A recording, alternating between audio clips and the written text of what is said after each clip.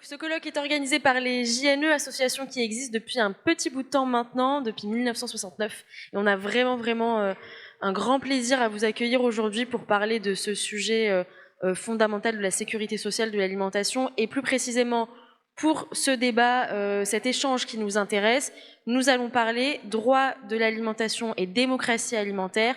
Comment exercer un droit à l'alimentation? Et donc j'ai le plaisir de pouvoir échanger là-dessus aujourd'hui avec Magali, qui va se présenter dans quelques instants, Somak, Arnaud et Marie, qui sont tous les quatre des acteurs à leur manière de la sécurité sociale de l'alimentation et qui vont pouvoir vous apporter un éclairage, je pense, assez large, précis et qui va amener à pas mal de questions ensuite sur le droit et la démocratie. Donc Magali, est-ce que tu veux bien commencer par te présenter en quelques mots sur qui tu es, que fais-tu et pourquoi est-ce que on a pensé à toi peut-être aujourd'hui? Bonjour et merci de m'associer à ces journées des JNE. Donc je suis Magali Ramel, moi je suis juriste, docteur en droit public. Ça fait depuis 2012, je pense, que je travaille autour du droit à l'alimentation avec l'angle qui était de ce... Bon, on y reviendra, mais c'est un droit qui aujourd'hui n'est pas reconnu, n'est pas consacré, ni en France, ni au niveau européen, ni dans aucun pays développé. Et tous mes travaux, ça a été de rechercher ce que ça changerait de la plus-value qu'on peut avoir quand on se mobilise les fondements de ce droit pour penser en particulier les enjeux de précarité alimentaire et de transition juste des systèmes alimentaires. Et actuellement, je suis rattachée en poste de chercheuse contractuelle à l'Université de Nantes et au CNRS. Merci beaucoup Magali. Oui, Somek. Alors, je m'appelle Somek Limpekdi. Aujourd'hui, je viens avec une double casquette. Je suis philosophe du droit. J'ai essentiellement travaillé sur les enjeux de renouvelabilité de la ressource en eau sous l'angle de la théorie des communs. Et je suis également la coprésidente d'une association qui s'appelle Pour une sécurité sociale de l'alimentation Alsace. Bonjour à toutes et à tous, donc je suis Arnaud Breuil, je viens aussi avec deux casquettes, même si la sollicitation ne concernait que l'une d'entre elles. En préparant cet après-midi, on a rajouté la deuxième. Donc je suis directeur des partenariats et de la coopération de Upcop. Upcop est une entreprise qui développe des solutions de paiement. C'est le nouveau nom de chaque déjeuner. Donc on aura l'occasion dans le débat de revenir sur cet élément-là. Et puis le deuxième, c'est que je suis encore pour quelques semaines maire d'une commune rurale en Eure-et-Loire, donc terre agricole Silandais. Et bonjour à toutes et tous, moi je suis Marie Valser, je suis chargée de recherche dans une toute jeune association qui s'appelle le Laboratoire des communs de l'alimentation, qui vise à faire de la recherche-action participative sur des objets de démocratie alimentaire. Et je fais partie du collectif de recherche qui travaille sur l'expérimentation locale de SSA à Montpellier, la Caisse alimentaire commune. Merci beaucoup à tous les quatre pour cette présentation. Donc, cet échange, ce débat, on l'a pensé en deux parties. Tout d'abord, on va aborder la question du droit à l'alimentation et ensuite, on parlera de démocratie alimentaire. En discutant tout à l'heure, Magali et Marie me reprenaient sur les chiffres que j'avais pu trouver sur la question de l'insécurité alimentaire et qui pose question. Et en fait, je me suis rendu compte qu'en France, nos chiffres n'étaient pas suivis de très près pour connaître réellement les taux, le nombre de personnes en France qui subissent une insécurité et une précarité alimentaire. Ça fluctue selon les organismes, ça fluctue selon les années, et on est un petit peu dans le flou. Alors il y aurait à peu près 16% selon certains organismes, on serait entre 9 à 12 millions, puis des fois 5 millions, on ne sait pas tellement, et c'est un sujet en lui-même, le fait d'avoir un mauvais accès à l'information là-dessus. Donc c'est pour ça que je ne vais pas vous donner de chiffres aujourd'hui, je ne vais pas vous donner de fake news aujourd'hui. En tant que journaliste, ce serait un peu bizarre, mais on va essayer de comprendre comment est-ce que notre condition de mangeur Comme disait Somac quand on a préparé il y a quelques jours cet échange, est quand même ce qui est censé être pour nous la condition la plus égalitaire. On est tous égaux parce qu'on est tous obligés de manger a priori pour vivre. Et pourtant, le droit à l'alimentation n'est pas quelque chose qui est aujourd'hui consacré dans notre Constitution, qui n'est pas consacré dans nos lois, et ce n'est pas un droit établi comme le droit du travail, le droit à la santé. Ça reste un droit un peu aujourd'hui à part et qui pourtant fait partie d'un ensemble. Donc on va discuter dans cette première partie de ça. Et pour commencer, on va essayer de poser une définition sur ce que c'est le droit à l'alimentation. Si Magali et Somac voulaient bien commencer là-dessus. Oui, alors c'est vrai que quand on avait préparé des choses, il y a eu des échanges encore entre midi et deux. Donc en fait, le droit à l'alimentation, c'est un droit qui est quand même défini au niveau des Nations Unies. Le droit à l'alimentation, c'est le droit de disposer d'une alimentation, d'un accès régulier, permanent et libre en fait à cette alimentation, soit en pouvant la produire soi-même directement, soit en ayant les moyens financiers pour accéder à ces denrées alimentaires. Et que ce droit à l'alimentation doit également répondre à un besoin en termes de nourriture qui soit qualitativement et quantitativement satisfaisant, qui puisse aussi respecter les traditions culturelles en fait du mangeur ou de la mangeuse, et qui assure une vie physique et psychique à la fois individuelle et collective, qu'il soit libre d'angoisse, satisfaisante et digne. Une fois qu'on dit ça, eh bien, bon, vous l'aurez compris, cette définition est quand même complexe. Et je vais juste déployer sur deux axes. Le premier, c'est que le droit à l'alimentation doit répondre au niveau des individus et des collectivités à 4 enjeux, qui sont déjà des enjeux nutritionnels pour répondre à la santé physique et psychique. Le deuxième, que je vais appeler social, parce qu'on ne mange pas seul. Le fait alimentaire est un fait social total qui, depuis notre naissance à notre mort, nous lie en fait aux autres, au sein de notre société, et à du plus qu'humain, puisque nous mangeons des végétaux, des animaux, etc. Le troisième enjeu, je l'ai déjà introduit tout à l'heure dans la définition, c'est le respect des droits culturels et donc de la diversité des droits des uns et des autres. Et puis le quatrième enjeu autour de cette alimentation, c'est un enjeu organoleptique, c'est le plaisir de manger. Notre alimentation, elle doit aussi répondre à des besoins physiques, sensoriels, d'une alimentation qui soit aussi goûteuse, savoureuse, qui donne envie d'être mangée. Et la deuxième des choses, et c'est là-dessus que je vais rester, c'est qu'en plus, autour du droit à l'alimentation, puisqu'on parle du projet de sécurité sociale à l'alimentation, c'est surtout de le penser articulé à la démocratie alimentaire, mais j'en dis pas plus maintenant. Merci beaucoup. Magali, je pense que tu voudrais ajouter quelque chose. Oui, pour compléter, là c'est sur la définition, les objectifs qu'on poursuit quand on mentionne le droit à l'alimentation, mais peut-être revenir sur sa reconnaissance. En fait, il est consacré, ou plutôt qu'on peut trouver les fondements du fait que l'accès à l'alimentation, avec sa double dimension de l'urgence d'être à l'abri de la faim, et puis de l'accès à l'alimentation avec toutes les dimensions qu'a mentionné Somac, qu'a protégé aussi, tous les grands textes internationaux autour des droits humains le mentionnent, la Déclaration universelle des droits de l'homme, Protocole international des droits économiques, sociaux et culturels. Si vous travaillez un peu, vous regardez un peu le droit à l'alimentation, c'est le texte, le PIDESC de 66, ce protocole international qui engage la responsabilité des États, donc sur lequel on peut avoir des moyens juridiques contraignants.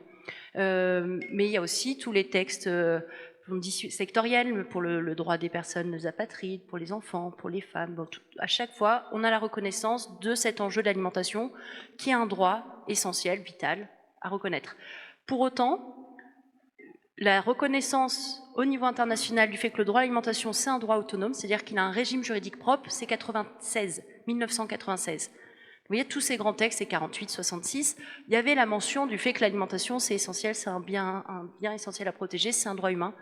96, c'est on se reconnaît qu'on a besoin des moyens du droit et des moyens juridiques pour atteindre ces contenus. Et donc il y a une différence quand on parle du droit à l'alimentation entre les grandes finalités qu'on peut retrouver dans d'autres concepts de sécurité alimentaire ou de, vous voyez, des grands objectifs d'accès tous à l'alimentation, de transition juste, et la reconnaissance du fait que quand on mobilise le droit à l'alimentation, on a des moyens juridiques, on a un cadre juridique à mobiliser.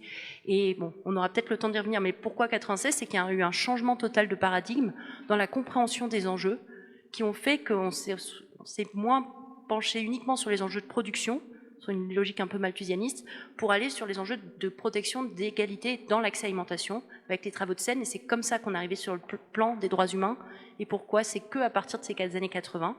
Et je finis. On nous a dit qu'on avait du temps, mais bon, peut-être qu'on peut parler trop longtemps après. Mais justement, l'actualité du fait que le droit à l'alimentation, c'est que maintenant, et maintenant je parle de cette année ou l'année dernière, que ça commence à être dans l'actualité européenne ou française. Et il me semble, en tout cas mes travaux, ça m'oriente là-dedans, de se dire c'est peut-être justement parce qu'on évolue sur notre compréhension des enjeux qu'on arrive ensuite sur les terrains juridiques. Et donc autour du droit à l'alimentation, bien de faire cette distinction entre les grands objectifs qu'on poursuit et le moment où on arrive sur les moyens du droit. Et je vais te redonner la parole parce que comment est-ce qu'on explique, tu viens de le dire, que on n'en parle vraiment que depuis l'année dernière, depuis que très peu de temps. Comment est-ce que on explique cette impensée-là alors que tu parles de 96, on est en 2026 aujourd'hui, c'est un grand écart entre les deux. Qu'est-ce qui s'est passé ? Il y a eu un trou noir, il y a eu quelque chose C'est compliqué, c'est l'histoire des idées, et pourquoi 96 et pas avant. Et le fait alimentaire, on en a parlé à midi, hein, le fait que les communautés humaines se réunissent et s'organisent pour se nourrir, c'est le moteur, même dans l'histoire de l'alimentation, dès la préhistoire de l'alimentation, c'est le moteur des groupes humains. Donc c'est pas un enjeu nouveau, le fait de s'organiser collectivement pour avoir une bonne alimentation pour chacun, en luttant contre les inégalités. Le pourquoi ça arrive, bon, je vous dis 96, c'est les travaux d'Amartya Sen, et donc vraiment de changer la compréhension des enjeux qui ont été donc on parle au niveau international, hein, donc ça structure après la Seconde Guerre mondiale, et il y a eu une grande influence des travaux malthusianistes de se dire qu'il fallait, avec une population mondiale qui augmentait, il fallait produire plus pour répondre toujours à plus de bouches à nourrir. Mais donc vous voyez, quand je parle de bouches à nourrir, c'est intentionnel.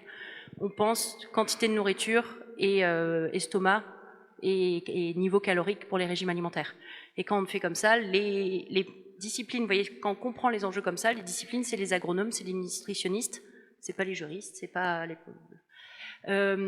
arrivent les travaux d'Amartya Sen qui montrent que il a étudié une famine au Bengale, qui me voit que, alors un peu schématiquement, hein, les greniers étaient pleins, il y avait plein de nourriture disponible sur le territoire, mais il y a eu quand même une famine parce que les gens n'avaient pas les capacités d'accès à cette nourriture.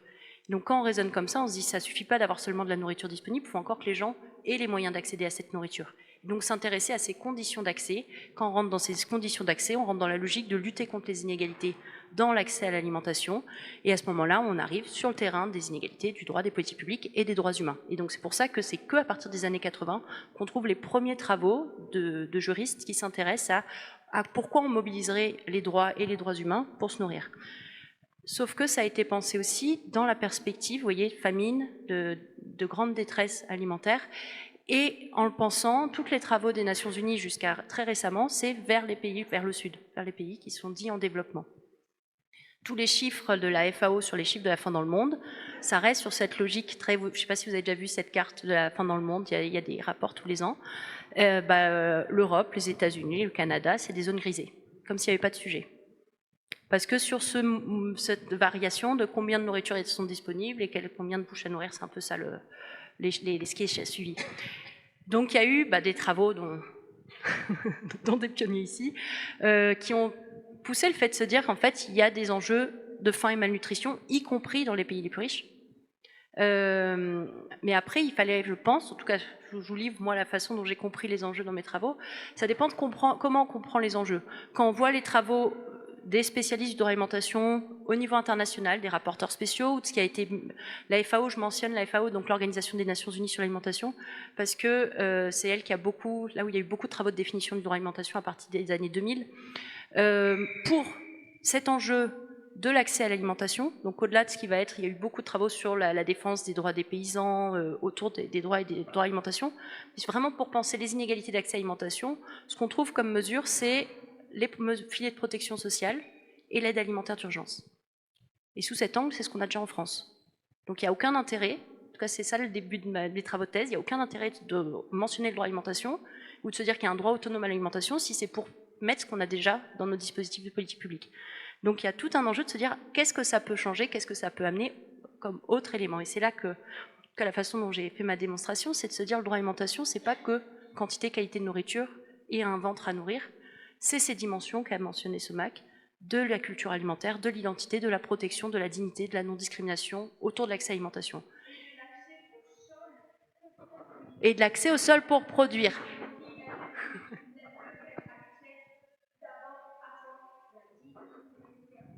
Ça, je vous rejoins tout à fait, l'accès au sol, mais ce n'est pas tout le monde qui se nourrit par l'autoproduction. Donc ça fait partie des leviers, c'est beaucoup de travaux au niveau international, du coup travail sur l'agriculture familiale, mais quand on parle de l'agriculture familiale, ça ne permet pas de résoudre tous les enjeux d'inégalité d'accès à l'alimentation en France, puisque ce n'est pas uniquement l'autoproduction qui permet de se nourrir pour les personnes en France. Et donc voilà, et je finis parce que on est 4 à devoir parler, mais justement le pourquoi que maintenant, il me semble que c'est aussi que on avait une vision, en tout cas même le droit et les politiques publiques françaises au niveau européen pensent l'inégalité avec l'alimentation comme l'urgence et de fourniture de denrées, point. Ça c'est la définition légale de l'aide alimentaire. Quand on parle fourniture de denrées, on organise un système de distribution parallèle, on va sur de l'urgence, en parallèle de mesures de protection sociale non financières qui ont été vraiment pensées aussi pour garantir l'accès à l'alimentation quand ça a été mis. Le déclic, c'est peut-être de se dire en fait c'est jamais que un besoin d'urgence pour toute personne. Il y a aussi ces dimensions identitaires, culturelles qui se jouent. Et quand on questionne comme ça, à ce moment-là, on voit que les réponses d'urgence ne répondent pas de façon satisfaisante, voire peuvent porter atteinte à certaines dimensions, dignité ou non-discrimination. Et à ce moment-là, on pense autrement. Et je finis là-dessus, c'est sûr qu'il y a eu aussi l'effet du Covid, qui a donné de la visibilité aux inégalités d'accès à l'alimentation dans les pays les plus riches. C'est pour ça que le canton de Genève, c'est pas au niveau national, hein, mais a reconnu le droit à l'alimentation à la suite du Covid et de l'image choc d'un kilomètre de queue de personnes qui demandaient l'aide alimentaire pendant les confinements. Et la démultiplication de toutes les initiatives pour la solidarité alimentaire en France et les financements publics qui ont été débloqués aussi post-Covid, forcément donnent de l'actualité aussi à ce droit. Je te remercie Maggie pour cette démonstration courte. J'aimerais beaucoup t'entendre Marie sur la question que Magali en a un peu parlé. Tu as parlé de l'aide alimentaire et de dire qu'on a beaucoup pensé que ça se réduisait à ça dans nos pays en Occident. Et justement, peut-être rappeler assez concrètement quelle est la différence entre la pensée de la sécurité sociale de l'alimentation et l'aide alimentaire qui se limite quand même à une aide d'urgence certes nécessaire, mais à quel point c'est différent parce qu'il pourrait y avoir certaines mécompréhensions pour des personnes qui ne sont pas forcément très à l'aise avec la question de la SSA. Tout à fait. Et peut-être pour compléter ce que disait Magali aussi sur la thématisation de cette question du droit à l'alimentation en France, je pense qu'aussi on peut reconnaître le travail qui est fait en termes de plaidoyer d'un certain nombre d'organisations aujourd'hui sur la base d'expérimentations qui sont menées aux échelles locales et qui essayent de penser comment est-ce que les principes du droit peuvent se concrétiser aussi dans ces expérimentations pour en tirer des éléments, pour aller convaincre et porter cette proposition dans nos instances politiques.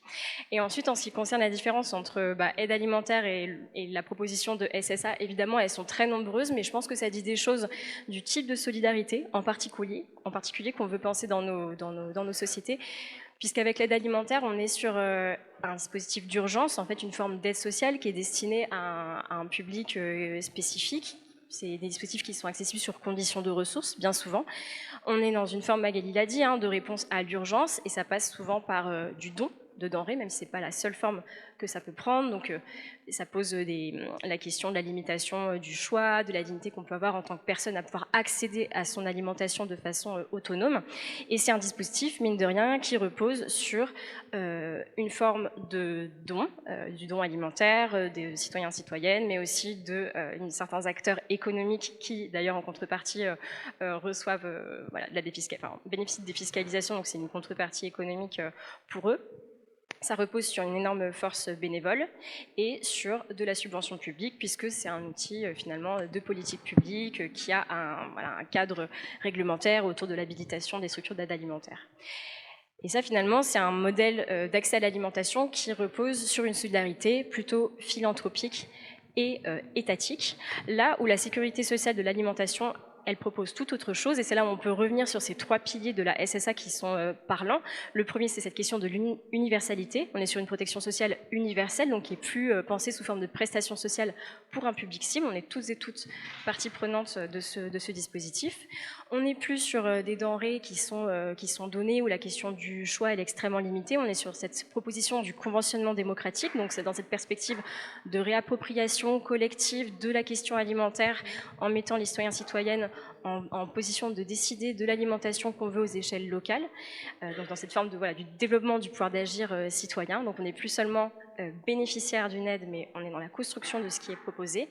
Et puis tout ça, ça repose sur l'idée d'une cotisation sociale, dans laquelle concrètement on se donne les moyens d'organiser collectivement tous et toutes, de mettre au pot pour un dispositif qui va nous bénéficier à toutes et tous. Donc c'est ce que Jean-Louis Laville définit comme étant une solidarité plutôt démocratique, où en fait, en tant que société, on s'auto-organise pour tous, par tous, et au bénéfice de tous. Et ça, c'est vraiment, je dirais, le grand changement de paradigme que propose la SSA, et qu'il est intéressant de s'inscrire, et également notamment par le biais de la protection universelle dans cette perspective du droit à l'alimentation. Merci beaucoup Marie, je pense, pour cette explication qui est quand même essentielle à revoir. Quand on parle de SSA. Je voudrais juste avoir un petit mot d'Arnaud qui, comme il vous le disait, donc a aussi sa casquette d'élu, plus pour très longtemps. Et j'aimerais savoir, parce que tu as parlé du poids aussi des subventions publiques, mais donc forcément des localités, des collectivités, dans comment est-ce qu'on met en place la SSA. Toi, vis-à-vis de ton rôle de maire, comment est-ce que les localités sont vraiment des centralités pour pouvoir faire émerger des projets de SSA, et comment est-ce que finalement la SSA repose aujourd'hui vraiment sur une interdépendance avec les collectivités et pas avec la centralité de l'État, dont on parlera après avec SOMAC, et notamment avec la loi d'expérimentation qui n'a pas été adoptée l'année dernière. Oui, je pense que c'est un sujet important. Donc là, je parle vraiment en tant qu'élu, maire. Tu l'as dit pour quelques semaines, et je peux vous en parler aujourd'hui puisque je ne me représenterai pas. Donc, je ne suis pas soumis aux réserves électorales qui concernent les quelques semaines qui précèdent les élections. Mais peut-être dire que quand on est maire d'une commune rurale, dont à peu près 87% du territoire est composé de terres agricoles. Alors, Eure-et-Loir, normalement, ça doit vous dire quelque chose, puisque c'est, en tout cas dans l'imagerie populaire, c'est la Beauce, donc les champs de blé, colza, orge, et généralement plutôt agriculture conventionnelle. J'ai la chance d'avoir une commune qui est sur un territoire qui est plus au nord du département, donc aux confins de limite de l'Île-de-France, au sud de la forêt de Rambouillet. Donc c'est plutôt des plus petites exploitations, et on a encore aujourd'hui des producteurs qui sont en tout cas en train d'essayer de mettre en place un programme de diversification, et donc de plus être uniquement sur le fameux triptyque céréalier, mais d'essayer de travailler justement à revenir aussi à des pratiques d'agriculture, même quand ils sont dans le champ conventionnel et qui sont pas en conversion en bio, et qui cherchent en fait à aussi travailler sur notamment le retour du maraîchage sur un certain nombre de terres agricoles qui jusqu'à présent ne concernaient que de la culture céréalière. Donc ça, c'est un point important parce que effectivement, on y a été aussi confronté. Je vous rappelle que les élections municipales 2020, c'était en plein Covid. On a mis un peu de temps avant de pouvoir être installé, et je dois vous avouer que c'était pas du tout un sujet qui faisait partie des préoccupations des élus à ce moment-là. En tout cas, qui n'était pas au premier rang de mes préoccupations en tant que maire d'une commune rurale, tout simplement parce que on faisait confiance aux agriculteurs, et puis que tant qu'ils n'épandaient pas trop de pesticides à proximité des jardins des habitants, il n'y avait pas véritablement de sujet. Et en fait, le sujet, il est effectivement arrivé de plein fouet, évidemment indépendamment de la conscience que chacun d'entre nous peut avoir à ces questions-là. Mais en tout cas, en termes d'organisation collective, le sujet de l'alimentation n'était pas un sujet qui était posé en tant que tel comme maire au début du mandat. Et effectivement, les choses sont venues progressivement. D'abord parce qu'il y a effectivement cette phase de confinement, et que même si en zone rurale tout le monde a son potager, il y avait quand même aussi des questions d'accès à l'alimentation à ce moment-là qui se sont posées, des questions d'inégalité d'accès, de fait ça va avec, et le fait que progressivement le débat était aussi, on va dire, émergé dans la sphère plus collective, notamment à l'échelle des communautés de communes. Et c'est ça qui est effectivement intéressant, c'est que ça nous a amené à mettre tout le monde autour de la table, donc pas que les producteurs, évidemment pas que les élus non plus, mais aussi des associations, notamment celles qui aujourd'hui agissent sur le terrain et le champ de l'inclusion sociale, en tout cas de l'aide aux personnes en précarité, Secours populaire, Secours catholique, qui ont pu constater en fait qu'il y avait dans nos campagnes des problèmes de nature sociale, d'accès à l'alimentation qui se posaient de façon beaucoup plus on va dire aigu, merci pour le terme, que nous ne pouvions le penser jusque-là. Et donc il y avait une espèce de non-dit, on ne peut pas dire de tabou, puisque tabou ça voudrait dire que c'était pensé, mais en tout cas une vraie prise de conscience qui est venue de la part de tous les élus, d'ailleurs quel que soit le bord politique des élus, qui a amené effectivement à ce qu'on travaille de concert à l'émergence de solutions locales, qui ne s'appellent pas la sécurité sociale de l'alimentation, mais qui ont permis d'imaginer des projets, notamment des projets d'économie sociale et solidaire, parce que du coup j'ai une délégation à l'économie sociale et solidaire qui permet en fait d'associer l'ensemble des parties prenantes autour d'un projet commun. Et donc c'est comme ça qu'on a vu apparaître des cafés solidaires, mais qui servent aussi de dépôt pour des paniers repas, et donc de créer du lien. Comme on dit souvent, de la fourche à la fourchette, en tout cas ce qui permet de mettre autour de la table des agriculteurs, des producteurs, des élus, des associations et bien évidemment des bénéficiaires que sont les citoyens, et vraiment dans cette logique de rendre la production alimentaire locale et territoriale accessible au plus grand nombre. Et je crois que c'est aujourd'hui, en tout cas, un des acquis. On n'a pas encore on a quelques réalisations concrètes, au travers notamment de ces tiers-lieux qui permettent de mixer un petit peu tout ce que je viens de dire. Mais on peut dire qu'on est effectivement au début d'une prise de conscience, et que cette prise de conscience se traduit aujourd'hui à l'échelle locale par des soutiens, des initiatives concrètes qui permettent de rendre effectif le droit à l'alimentation. Merci beaucoup Arnaud. Justement, tu viens de dire se traduit à l'échelle locale et pas encore à l'échelle nationale.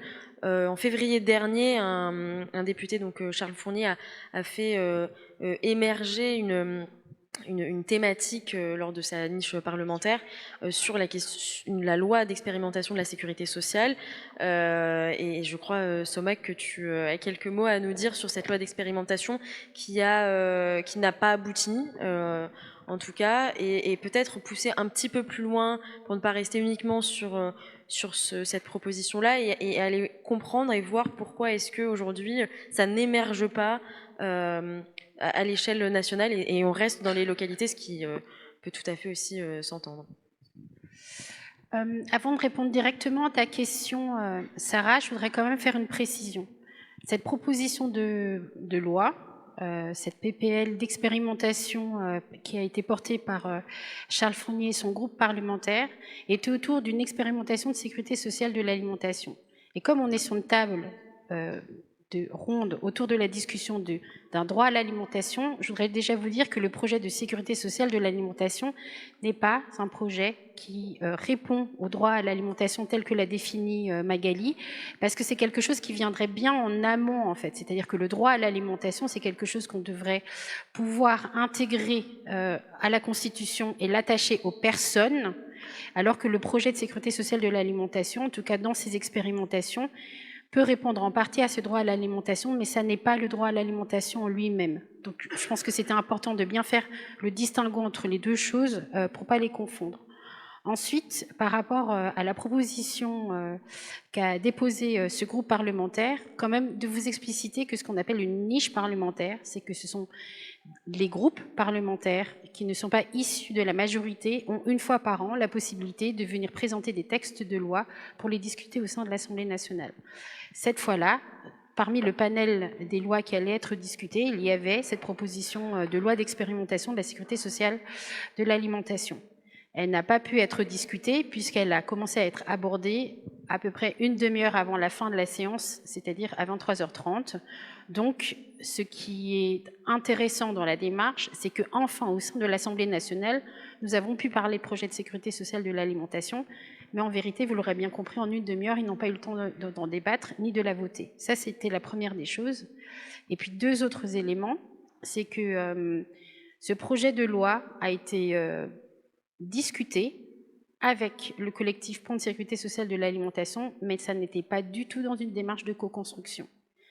Et donc la deuxième des choses que nous tenons à porter au sein du projet, du collectif autour de ce projet de loi, c'est de se dire que nous aspirons à une démocratie alimentaire, à une puissance publique qui soit populaire et que ces enjeux de rédaction de loi ne doivent pas s'arrêter seulement dans l'hémicycle avec quelques personnes qui seraient habilitées à le faire et d'en exclure les autres.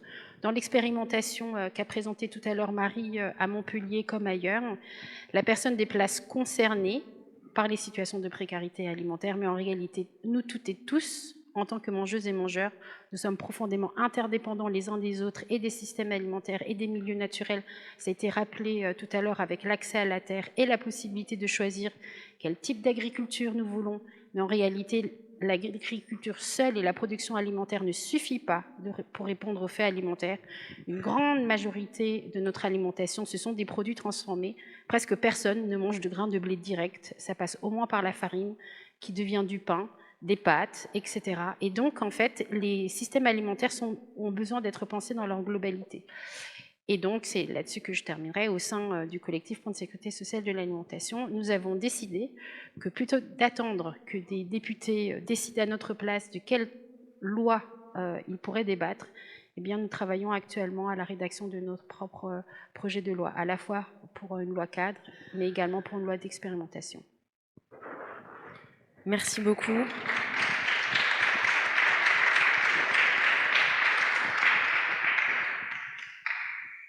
Je pense que c'est le moment choisi pour passer à la partie 2 de notre échange sur la démocratie alimentaire. Somak, tu as bien fait, tu as bien fait la transition, je te remercie. Le terme de démocratie alimentaire, quand j'ai fait mes petites recherches, émerge vers l'année... tout va bien ? Vers l'année 1996, on retrouve encore cette date-là. Et elle a été popularisée par un chercheur britannique qui s'appelle Tim Lang, je crois que je ne dis pas de bêtises, mais cette notion préexistait évidemment avant que ce terme soit popularisé par ce monsieur. Entre le moment où ce terme de démocratie alimentaire a émergé dans les études, dans les recherches et dans le débat public, et aujourd'hui, comment est-ce que cette notion a évolué? Qu'est-ce qu'on peut en dire? Je vous ai posé une question à un moment donné en off sur quelle était votre définition de la démocratie alimentaire, mais il peut aussi y en avoir une que vous voulez prodiguer et défendre, ou peut-être que chacun d'entre vous vous en aurez une différente, mais comment est-ce qu'aujourd'hui elle s'exprime et qu'est-ce que ça veut dire pour vous, démocratie alimentaire? C'est quand même un mot, c'est un grand mot, c'est pas un gros mot, mais c'est un grand mot. Donc comment est-ce que, on va commencer par toi Magali, tu le définirais? Bon, c'est pas comment je le définis, c'est en tout cas comment je peux le voir, et notamment avec l'inspiration des travaux de Tim Lang, mais après c'est beaucoup d'autres... mais justement, ça vient de la recherche, qui ont pu théoriser cette notion. Peut-être juste pour bien faire la différence avec l'approche quand on parle de droit à l'alimentation, le fondement, c'est le droit international et ses moyens juridiques. La notion de démocratie alimentaire, c'est plus pour qualifier, mais bon, on a d'autres personnes qui travaillent vraiment, mais des mouvements plutôt qui viennent du terrain, de la société civile, qui vont se poser en opposition avec, en tout cas de créer un rapport de force par rapport à tout ce qui va être les systèmes alimentaires très industrialisés, et de pouvoir créer un peu, par ces initiatives, expérimenter et faire advenir une démocratie alimentaire et l'expérimenter. Je pense que Marie travaille beaucoup plus sur ces notions. Moi, je peux plus justement être là pour faire la distinction. Quand on a parlé de la notion de droit à l'alimentation, vous voyez bien, c'est pas les mêmes fondements, rien que parce que ça vient du droit, ça vient aussi du droit international, donc des grands principes de dignité, non-discrimination. Les deux se recoupent, hein, et dans les principes des droits humains, il y a la participation des personnes les premières concernées, il y a ce qui est central, hein, pour une approche fondée sur les droits humains, donc c'est complètement lié et intrinsèquement lié, mais les fondements ne sont pas tout à fait les mêmes. Je te remercie. Somak, tu vas ajouter quelque chose sur cette notion? Oui. En fait, pour la démocratie alimentaire, nous, au sein du collectif pour une sécurité sociale de l'alimentation, c'est très simple. On va s'appuyer sur les travaux de Démocralim, et donc de ce collectif qui œuvre et qui milite pour la démocratie alimentaire. La démocratie alimentaire, c'est de se dire que nous sommes toutes et tous mangeurs et mangeuses, et que à partir de là, eh bien, on devrait avoir le droit, par le biais de notre alimentation, de pouvoir choisir quel système alimentaire on pourrait avoir. Donc système alimentaire, je vous ai déjà parlé de la production, mais il y a aussi la transformation, la distribution, les lieux de consommation. Et on pourrait aussi aujourd'hui intégrer la notion de prévention et de gestion des déchets. Autour de ce système alimentaire, pour pouvoir le construire, il y a tout un tas de notions qui ont aussi beaucoup évolué dans le temps, autour de la sécurité alimentaire, de la souveraineté alimentaire, de la résilience alimentaire. Je ne vais pas rentrer dans tous ces détails-là. Et de se dire que le fait alimentaire est un fait social total, comme je vous le disais tout à l'heure, mais aussi un fait hautement politique, quand on comprend que les systèmes alimentaires ont beaucoup d'interactions à la fois sur le droit du travail des personnes, c'est-à-dire comment est-ce qu'ils sont rémunérés, comment est-ce que la valeur est répartie, mais aussi sur les impacts écologiques, environnementaux que cela a, aussi bien pour les animaux domestiques que nous avons sur les enjeux vétérinaires, que sur les semences, etc., etc. Et que donc, comprendre ces systèmes alimentaires dans leur entier et de pouvoir en délibérer et de dire mais dans quel système alimentaire nous avons envie de tendre, dans quel système alimentaire en fait nous pouvons placer notre confiance, parce qu'il a été dit, est-ce que nous pouvons tous être autoproducteurs de notre alimentation à 100%? Je vous rassure, la réponse est non. Si vous êtes maraîcher, vous ne ferez pas votre sel, vous ne fabriquerez pas vos pâtes.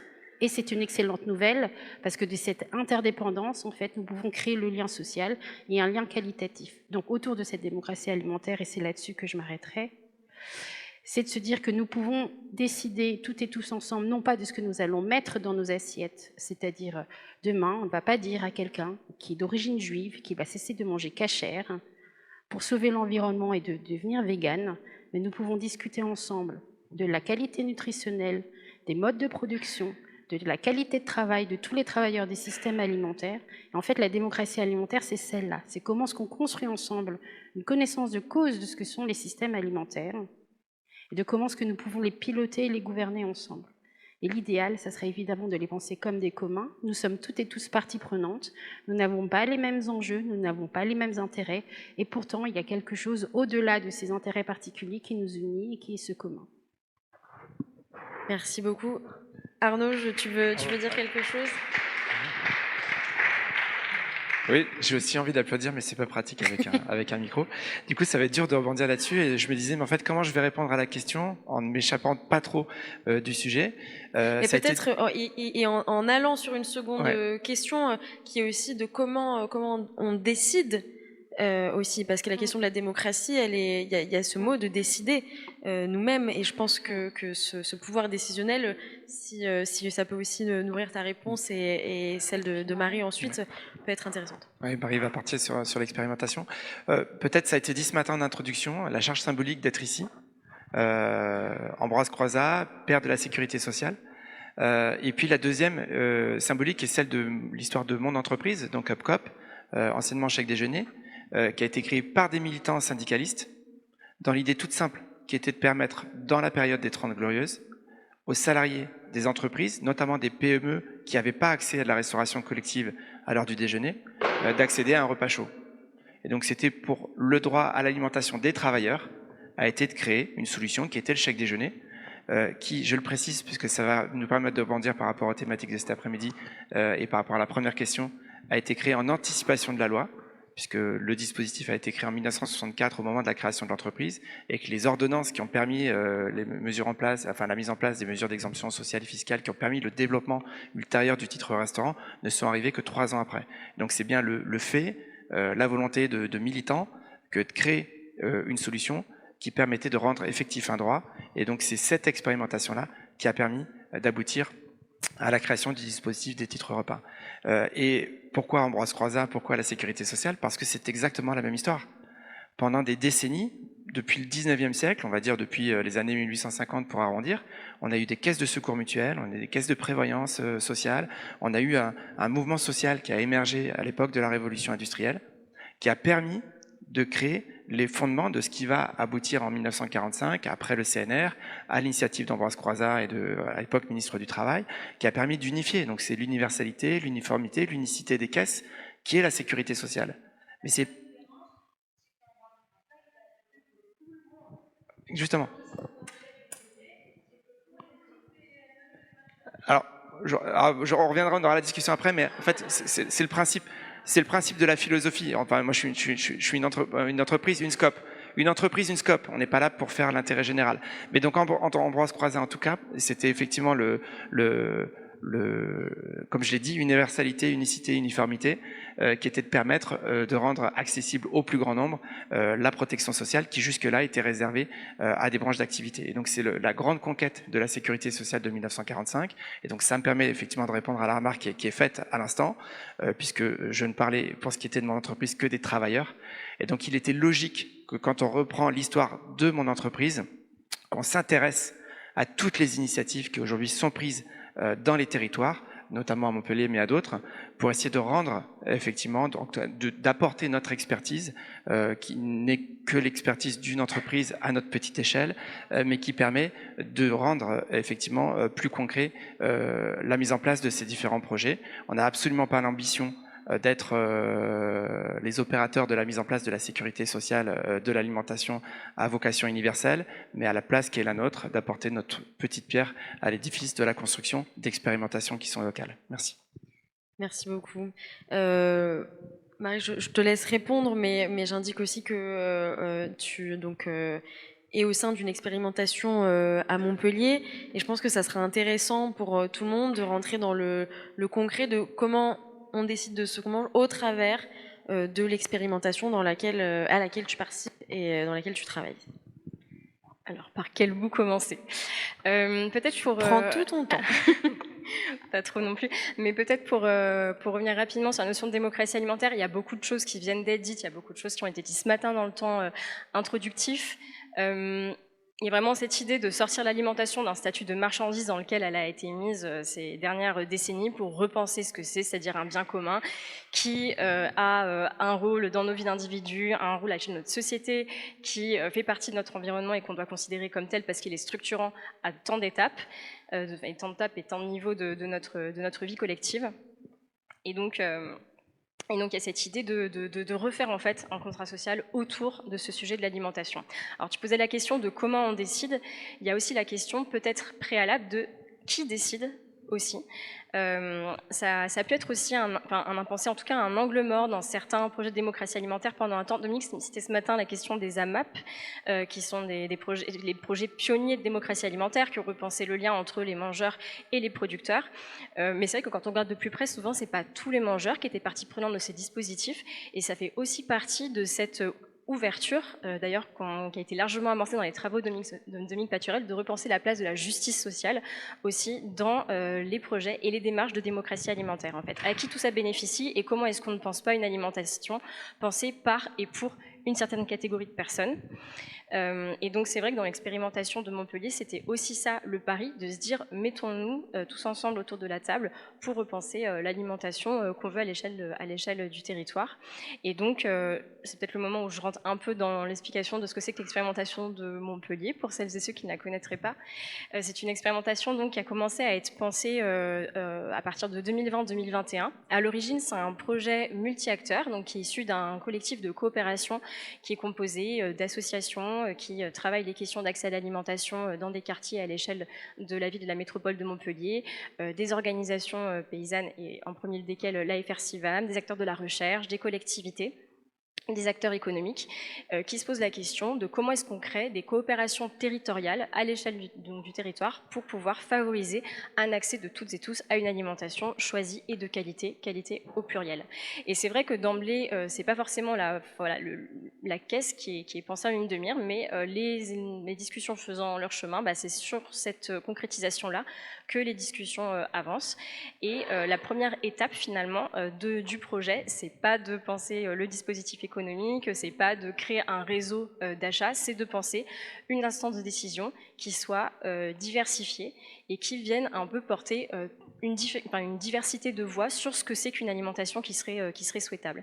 Et donc là, il y a un travail extraordinaire d'aller vers qui est porté par un certain nombre d'associations à l'échelle de Montpellier qui font en sorte que cette instance décisionnelle ne soit pas composée que de personnalités qui soient convaincues, militantes sur les questions d'alimentation durable, même s'il y en a bien sûr, et c'est important, mais d'aller chercher aussi des personnes qui ordinairement, parce que ces enceintes de décision ne leur sont généralement pas ouvertes, n'ont pas voix au chapitre sur les questions d'alimentation. Et donc là, c'est des animations dans des quartiers, dans des assos. Ça passe par beaucoup d'éducation populaire aussi. Ça passe par des démarches d'éducation populaire, beaucoup de choses dans les rues, sur les places, et puis par le biais d'associations, des adhérents d'asso auxquels on dit viens, il y a ce projet qui se monte, ce serait pertinent que voilà, tu en sois aussi.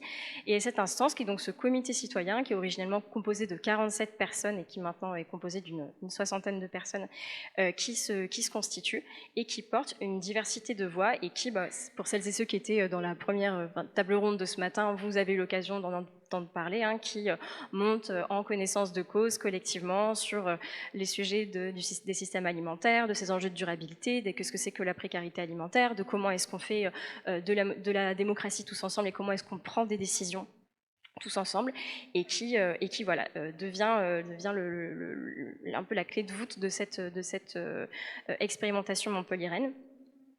Et donc, 6 mois après le début de la constitution de ce comité, l'expérimentation s'ouvre. Dans un premier temps, les membres du comité citoyen sont les premières à pouvoir utiliser le dispositif économique.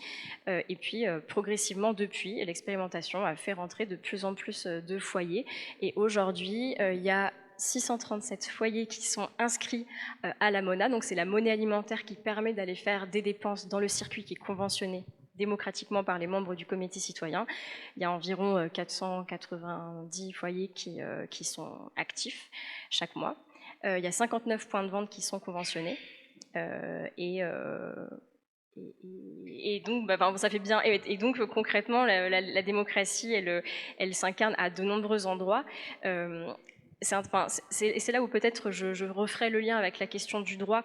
C'est vrai que la question le cadre des droits humains, c'est celui qui est pensé en perspective, en lien en tout cas avec le projet national de SSA. En revanche, c'est vrai que je pense que dans peu d'expérimentations locales, c'est le cadre qui a conditionné la structuration des expérimentations. C'était beaucoup plus celui de la démocratie alimentaire en général.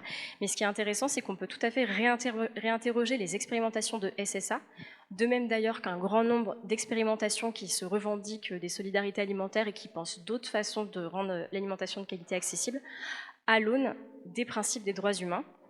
Alors là, je ne sais pas si vous savez ce que sont les principes des droits humains, mais ce sont 7 principes qui sont des valeurs et qui peuvent servir de boussole pour penser, ou en tout cas pour interroger l'adéquation d'une expérimentation donnée au regard des droits humains.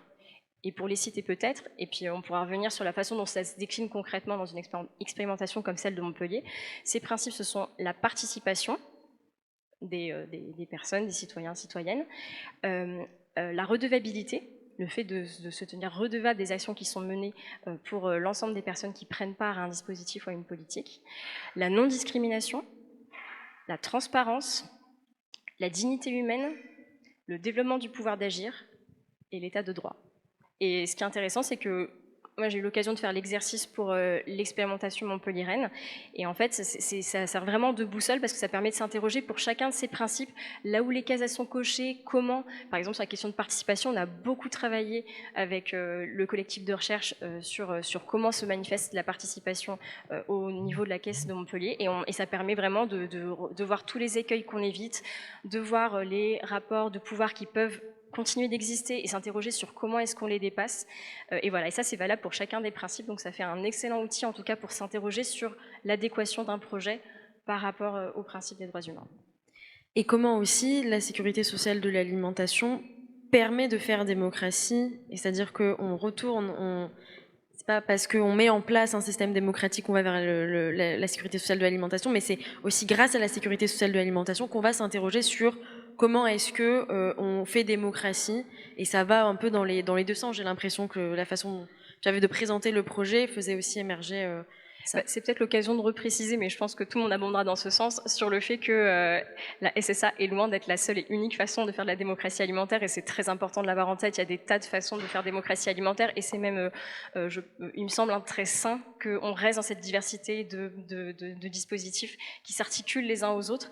À Montpellier, par exemple, donc, dans le cadre de ce grand projet Terrasol que mes collègues évoquaient ce matin, il y a cette idée de mettre en place des lieux de vie qui s'appellent les maisons de l'alimentation solidaire, qui sont des lieux de convivialité, d'accueil inconditionnel dans lesquels les gens peuvent venir vivre leur quartier et également accéder à l'alimentation et co-construire, cuisiner, enfin, faire beaucoup de choses autour de l'alimentation. Et c'est un dispositif... Pardon ? Non, sauf dans un qui bénéficie d'un jardin. On est pour l'instant dans des... C'est en centre-ville, non plutôt Ils sont beaucoup en centre-ville, tout à fait.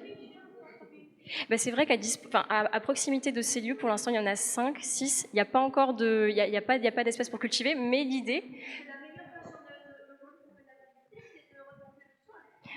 Tout à fait. En tout cas, c'est une façon, c'est une façon. Bon. Pour les prochaines qui seront ouvertes, on suggérera l'idée qu'il y a un jardin systématiquement, effectivement.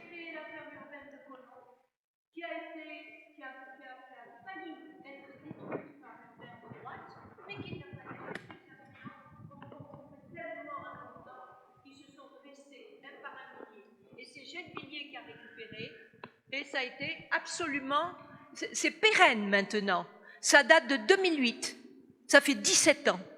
Il y a eu tous les combats possibles. Et maintenant, il y a AMAP, Épicerie solidaire, il y a la mairie se responsabilise. Voilà. Pourquoi pas le faire dans toutes les communes ? Tout à fait. Partout. Que monsieur Arnaud qui fait ses chèques déjeuner, magnifique, monsieur, bravo. Mais alors, allez trouver les gars qui se battent depuis des années, monsieur Bernard Loup du CPTG de Gonesse, hein, vous connaissez, vous savez, vous êtes au courant? Non, il n'est pas au courant. Bon, pourtant, c'est votre pendant au nord, voyez, Eure-et-Loire, et puis là-haut, Sarcelles, Gonesse. Ils sont en train d'essayer de garder, de protéger le sol le plus fertile d'Île-de-France pour permettre au plus grand nombre de se nourrir. Et là commence la dignité. Là, elle commence. Il n'y a pas besoin de faire des trucs de plaidoyer, numéro 1, numéro 2, numéro 3. Vous avez la dignité en même temps, simultanément, avec tout le reste. La participation, les mains dans la terre, et l'espoir de pouvoir justement arriver en mettant en commun toutes les productions du sol national à être autonome. Parce que c'est ça l'idée aussi. Merci beaucoup pour votre intervention et vous aurez l'occasion dans quelques minutes quand on passera à la partie questions-réponses. Oui. Tu veux je voudrais juste faire une réponse très rapide et qui va apparaître comme sibylline. Le projet de sécurité sociale de l'alimentation et toutes les réflexions que nous avons autour du droit à l'alimentation, je pense qu'il faut que nous soyons très tranquilles sur le fait que toutes les propositions que nous allons faire vont être manquantes et qu'elles seront imparfaites. Et que par contre, parce que nous aurons conscience de cela, de leurs manquements et de leurs imperfections, nous aurons la possibilité de les parfaire. Donc, je pense vraiment qu'aucune de nos expérimentations n'a la prétention, ni même la vocation, en fait, de devenir parfaite, mais plutôt de comment est-ce que nous pouvons imaginer un monde, et je vais juste faire un pas de côté, je vais revenir, vous allez comprendre pourquoi. Ça a été introduit tout à l'heure par Dominique. Nous sommes dans un contexte très particulier, qui est celui des bouleversements climatiques. Et c'est à cette aune-là, en fait, qu'il faut aussi que nous répondions à ces droits humains, tels qu'ont déjà pu l'aborder Marie ou Magali. Et donc, la question, ça n'est pas comment est-ce qu'on va éviter ces bouleversements climatiques, comment est-ce que nous allons éviter ces troubles. Cette période trouble, elle est au-devant de nous et en réalité, nous y sommes déjà. Et la seule question que nous pouvons nous poser ensemble, c'est comment nous allons traverser cette période trouble. Est-ce que nous continuons à faire ce que nous avons fait depuis trop longtemps, de manière ultra majoritaire, de penser les droits comme des marchandises, comme si le marché avait une quelconque vocation en fait de répondre à ces droits. Ou alors on se dit qu'ensemble, si nous nous organisons bien, nous sommes capables d'aller faire un footing sur la Lune, et vous allez me faire croire que nous n'arriverions pas à vivre dignement, ici et maintenant, ensemble. La question c'est vraiment, non, je suis désolée, et vraiment je veux vous rassurer, personne n'est parfait. Et nous n'en avons même pas l'ambition. Mais nous pouvons essayer ensemble, dans nos manquements et dans nos errements, de naviguer à travers ces périodes troubles, et le faire de manière joyeuse et désirable, et peut-être même gastronomique, pour reprendre des mots de Magali. C'est possible, je puis vous l'assurer.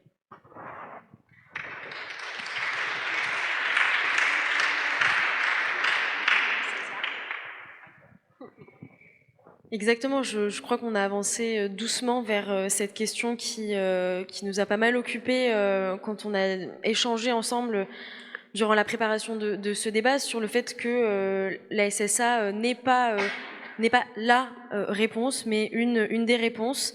Et comme tu le disais, Somak, qu'il y a plein de solutions imparfaites et qui peuvent ensemble devenir un peu plus parfaites, ou en tout cas essayer de dessiner quelque chose. Et ce qu'on aimerait, je pense, avancer dans cette conclusion-là, c'est de montrer que même si ce colloque traite de la sécurité sociale de l'alimentation, il y a d'autres manières de faire démocratie alimentaire. Et je pense que tout un chacun, vous avez quelques mots à dire là-dessus sur comment est-ce que la SSA est une clé et quelles sont les autres clés. Magali, ça fait un petit moment que tu nous as pas parlé. Je te passe la parole. Mais je pense que c'était moi aussi qui avais amené ce sujet quand on a commencé à parler sur cette table ronde, parce que je vous ai dit, moi je travaillais sur le droit à l'alimentation, mais je suis les initiatives de sécurité sociale de l'alimentation sans m'y être vraiment impliquée. Parce que justement, il me semble que quand on parle de droit à l'alimentation, déjà la table ronde, c'est comment exercer un droit à l'alimentation. Et là, peut-être bien, on a parlé de rendre effectif des initiatives qui permettent de concrétiser le droit. Je reviens à ce que je vous présentais au début. Il y a une différence entre se dire il y a des initiatives qui permettent de donner de l'efficacité, où on a l'impression qu'on avance vers les objectifs de l'objet qui est protégé par le droit à l'alimentation, de garantir à tout le monde un accès digne, non discriminant, à une alimentation de qualité. Et pourquoi on aurait besoin du droit? De comment rendre effectif un droit. En fait, j'ai vu aussi pas mal de publications dans la presse de sécurité sociale et alimentation pour le droit à l'alimentation. Oui, c'est un des moyens, une solution politique de démocratie alimentaire qui permet d'avancer vers la concrétisation du droit. Mais ce n'est pas la même chose que les travaux qui sont menés par ailleurs pour se dire, en fait, pourquoi on a besoin de faire bouger le droit positif, et c'est de se dire tous nos gestes alimentaires sont encadrés par du droit en ce moment. Tous nos gestes de la production, du foncier, de la transformation, avec tous les intermédiaires, quand on parle de producteurs aux consommateurs, il ne faut pas oublier qu'il y a une grosse machine du système alimentaire et tous les intermédiaires qui sont régis par le droit. Des règles qui aujourd'hui ne vont pas toujours dans le sens de qui serait le contenu du droit à l'alimentation. Et donc c'est des réflexions de se dire le droit, oui, aujourd'hui peut être certaines règles du côté des causes, de ce qu'on verrait comme ne permettant pas d'atteindre ce contenu, mais clairement on a des leviers aussi à rechercher dans l'évolution du droit.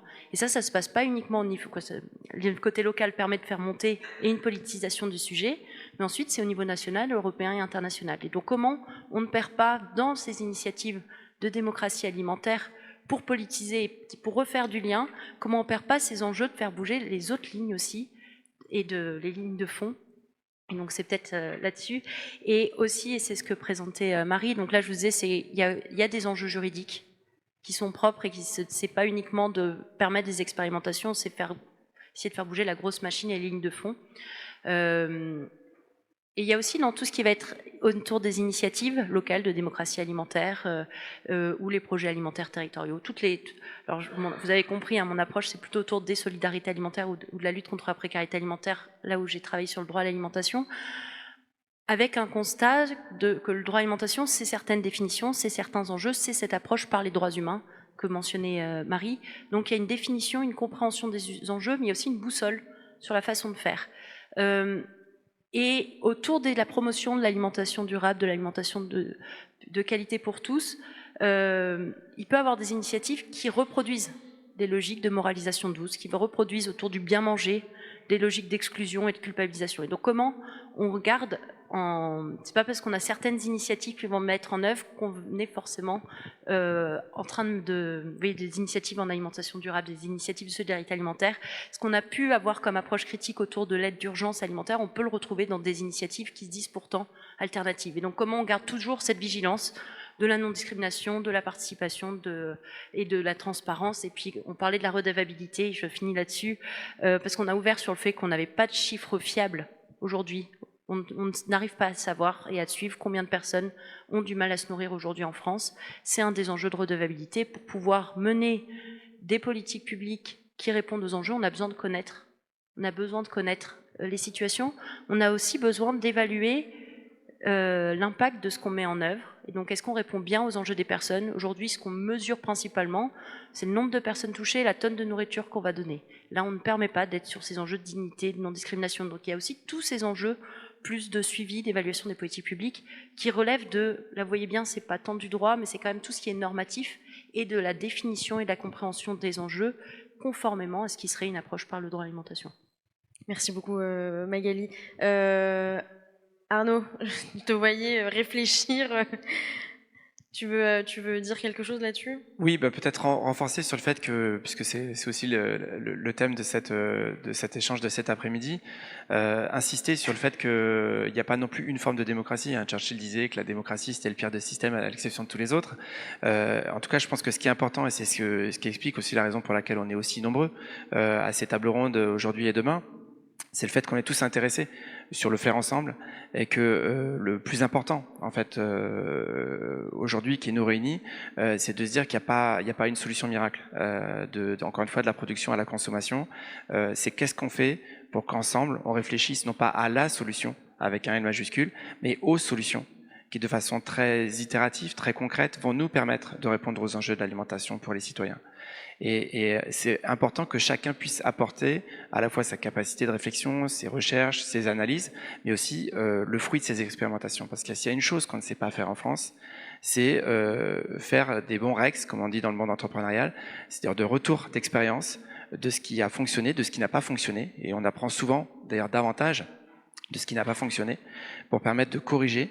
Et je crois que la période que nous vivons, elle est vraiment très enrichissante. Il suffit de voir que le nombre d'expérimentations qui sont aujourd'hui mises en place, qui d'ailleurs ne s'appellent pas toutes sécurité sociale de l'alimentation, qui sont des expérimentations locales, qui permettent effectivement de travailler ces liens sociaux, qui, en associant l'ensemble des parties prenantes qui sont concernées par le projet et qui concernent tous les citoyens, et ça c'est important de le rappeler, parce qu'on a souvent tendance à considérer que c'est une affaire de producteurs, de paysans ou de consommateurs finaux, mais en fait finalement ça concerne tout le monde, et que en travaillant ensemble, on arrive à faire émerger des solutions qui correspondent aux besoins des citoyens et qui nous permettent aussi d'intégrer dans nos réflexions les enjeux de transition et notamment la question de la transition on va dire écologique, qui n'est pas qu'une question de production, et les enjeux qui sont les enjeux de réchauffement climatique et de transition écologique sont évidemment fondamentaux puisqu'ils conditionnent aussi ce que nous consommerons et ce que nous mangerons demain. Merci. Avant de passer à une bonne demi-heure de questions-réponses, est-ce qu'il y a un dernier mot peut-être pour clôturer ce débat? Oui, peut-être. C'est vrai qu'en tout cas, du point de vue de la recherche à Montpellier, on essaye de continuer à s'interroger pour cette nouvelle phase de recherche-action sur les effets que produisent une expérimentation de démocratie alimentaire comme celle de la Caisse alimentaire de Montpellier. On essaye de regarder ça à différentes échelles. On s'interroge sur la question des institutions. C'est un chantier qui nous reste un petit peu à défricher, créé par ce dispositif de caisse. On s'intéresse à toutes les interrelations qui peuvent créer de la résilience alimentaire aussi à l'échelle locale entre différents dispositifs de démocratie alimentaire. Et c'est vrai qu'il y a une autre échelle aussi qu'il va falloir interroger collectivement avec toutes celles et ceux qui sont impliqués dans des initiatives de SSA, mais ou autres de démocratie alimentaire. C'est aussi sur toute cette mise en mouvement qui est permise par ces dispositifs de démocratie alimentaire et qui, de par la participation citoyenne qu'elles induisent, provoque aussi une politisation des citoyens citoyennes et s'interroger sur comment est-ce que cette mise en mouvement elle est possible et elle peut faire effet levier pour transformer ce dont parlait Magali, c'est-à-dire tout le cadre normatif, que ce soit sur le droit, sur la législation. Et c'est aussi là comment est-ce qu'on devient un contre-pouvoir citoyen qui portons une autre voix en cette période électorale qui avance. Comment est-ce qu'on fait de ces préoccupations des revendications portées à nos politiques, et certainement que ces initiatives de démocratie alimentaire, elles amènent une pierre à l'édifice sur ce terrain-là. Merci beaucoup, merci à tous les quatre pour cet échange qui fut très riche, et je pense qu'il sera commenté. En tout cas, on attend vos questions. Est-ce qu'il y en a déjà qui souhaiteraient peut-être ou même témoigner? C'est pas obligé que ce soit sous forme de questions. Oui, N'hésitez pas. vous avez tous aussi des parts de réponse, donc pour pas reprendre ce que je viens de dire, surtout si vous avez des témoignages ou des contributions à apporter, on sait qu'il y a des bavards dans la salle, donc n'hésitez pas. Monsieur?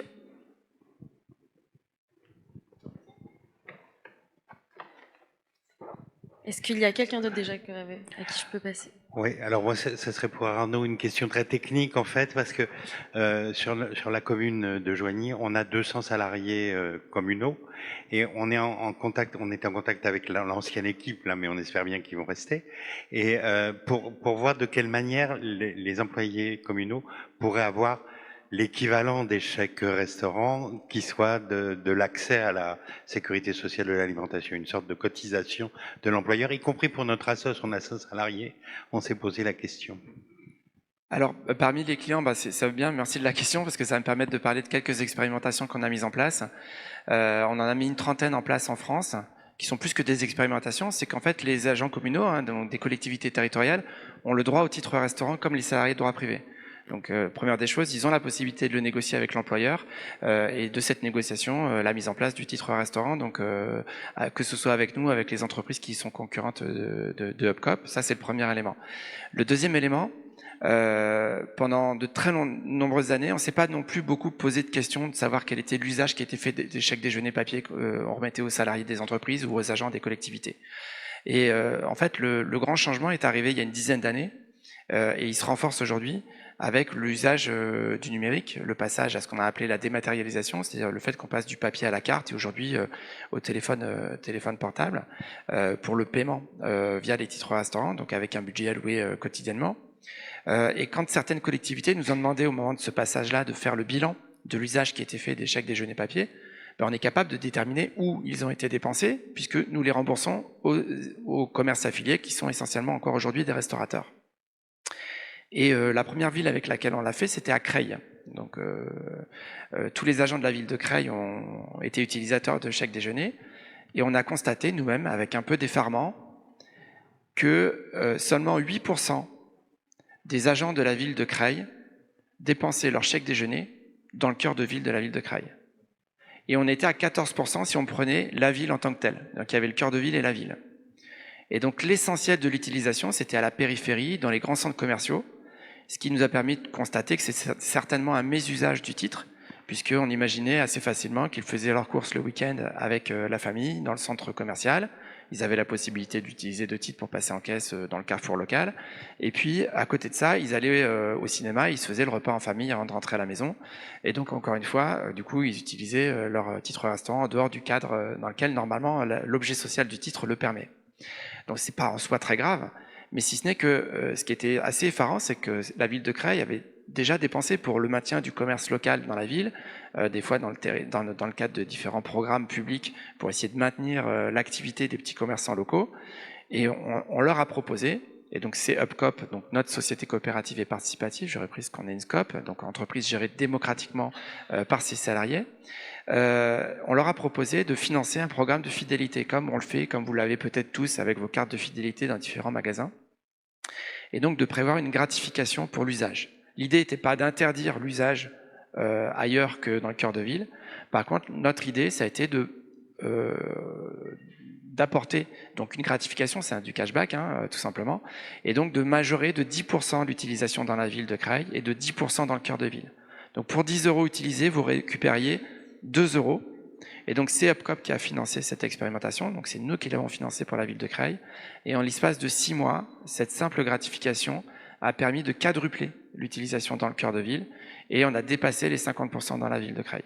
Et donc cette expérimentation, on l'a évidemment développée ailleurs et on a la possibilité aujourd'hui, grâce aux usages du numérique, donc comme quoi il n'y a pas que du mal avec le numérique, d'essayer de contribuer à changer les habitudes de consommation et en tout cas amener les consommateurs que sont les travailleurs et les agents de la collectivité vers des comportements qui vont vers des commerces soit locaux, soit responsables. Et on a effectivement, notamment avec certaines mutuelles, pour leurs bénéficiaires cette fois-ci, pas seulement pour leurs salariés, mis en place des dispositifs qui nous permettent non seulement de gratifier en fonction de la localisation, mais aussi en fonction du commerce, de la typologie du commerce dans lequel sont utilisés nos titres. Donc on a effectivement cette possibilité aujourd'hui, et encore faut-il qu'on puisse en faire la communication, la publicité, et engager un dialogue avec l'ensemble des parties prenantes que sont les employeurs, donc en l'occurrence les mairies, mais aussi, j'insiste, les représentants des salariés de ces entreprises ou de ces collectivités qui jouent un rôle déterminant puisqu'ils cofinancent en tant que salariés ce type de dispositif et les titres.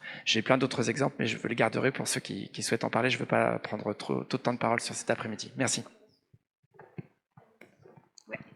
Bonjour, donc moi je suis Bénédicte Bonzi, je suis anthropologue et puis je voulais profiter de la présence de juristes et d'une philosophe pour poser une question qui m'habite un peu en ce moment sur ce qui précéderait le droit. Donc pour situer cette question, j'ai eu la chance d'accompagner le réseau VRAC vers un réseau d'achat en commun sur voilà, un peu comprendre ce qu'ils avaient de singulier dans leur perspective et notamment le fait d'œuvrer pour le droit à l'alimentation. Et parmi toutes les choses qu'on a découvertes, on s'est rendu compte qu'il y avait quelque chose de spécial dans la circulation et dans le savoir-faire de VRAC qui était vraiment lié à l'amour. Et donc de voir qu'autant dans les équipes salariées, un soin particulier est porté et qu'on voit beaucoup de liens, de moments que nous, je dis nous parce qu'il y avait 4 stagiaires dans cette étude aussi, on voyait quelque chose de très incarné et on posait ce mot amour. On revient vers les équipes en leur parlant d'amour et là ils nous disent ah non, pas tous, mais certains, on est des professionnels, vous ne pouvez pas nous parler d'amour comme ça. Donc ça a forcé à creuser un peu et je suis tombée sur un texte de Bernard Barsotti, donc philosophe, qui explique que en fait de toutes les choses, l'amour précède le droit. Et du coup, ça m'a fait réfléchir aussi dans la posture de cette structure, de dire, en fait, c'est pas à n'importe quelle condition qu'on va ramener du droit à l'alimentation. On doit réparer des choses, on doit restaurer des liens, on doit faire, on agit auprès de publics qui ont l'expérience du déni de droit et de l'injustice, mais qui ont toute l'expérience de l'amour, alors que la justice, on la partage pas tous. Et je trouvais que c'était une perspective aussi intéressante, peut-être pour rejoindre aussi ce que disait Madame, dans nos échecs répétés, dans notre façon de ne pas y arriver, qu'est-ce qui doit précéder une autre façon de nous organiser? Est-ce que c'est cette expression de l'amour? Et à ce moment-là, on a du pain sur la planche, parce que c'est souvent plus facile de construire des monstres et de se détester que d'arriver à trouver les moyens de continuer à se parler, sortir des conflits et savoir s'aimer.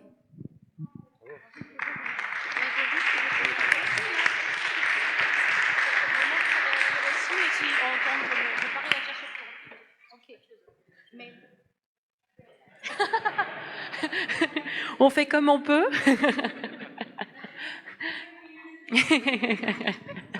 Bon,